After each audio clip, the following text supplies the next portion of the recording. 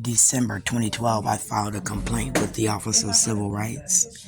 I said that District Number 1 was violating the rights of my children, and I had transferred them to District 281.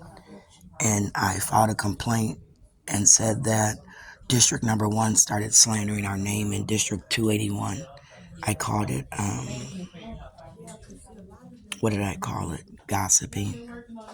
So as of right now, I said that that gossip extended from District 1 with Kim Ellison to District 281 with Michael Favors. I said they then began to target me and my children 2012 as I filed that Office of Civil Rights complaint. In 2013, they put me in an investigation where my Office of Civil Rights complaint started here with Minneapolis Public Housing Authority. The first thing we noticed was that they weren't giving me rights under the federal government. I adopted a child out of the foster care system, and they weren't giving him a bedroom. They decided that they didn't have to from 2010 to 2014.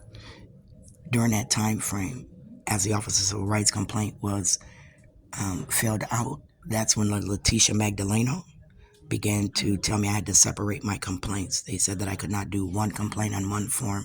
And I said that Letitia Magdaleno, January 2013, began to target me through Joshua R. Williams, Amy Jane Getz, Kim Messon, and began to investigate me, starting with Minneapolis Public Housing Authority.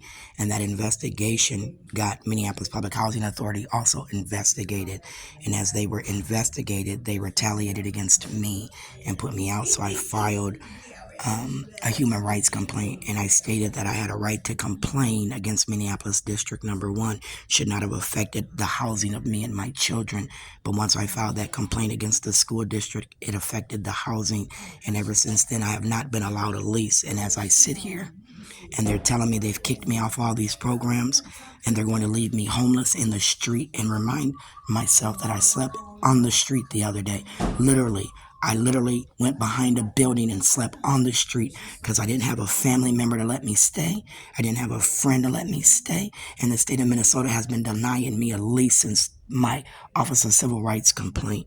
So as of right now, as I sit here, I've made 2 videos. One showing my frustration, and this one is about my Office of Civil Rights complaint where my human rights were violated in the state of Minnesota under the 4th Amendment to be secure in my person's papers and effects. And I wasn't secure. I wasn't protected after that Office of Civil Rights complaint, and they've retaliated, and I'm at my wit's end.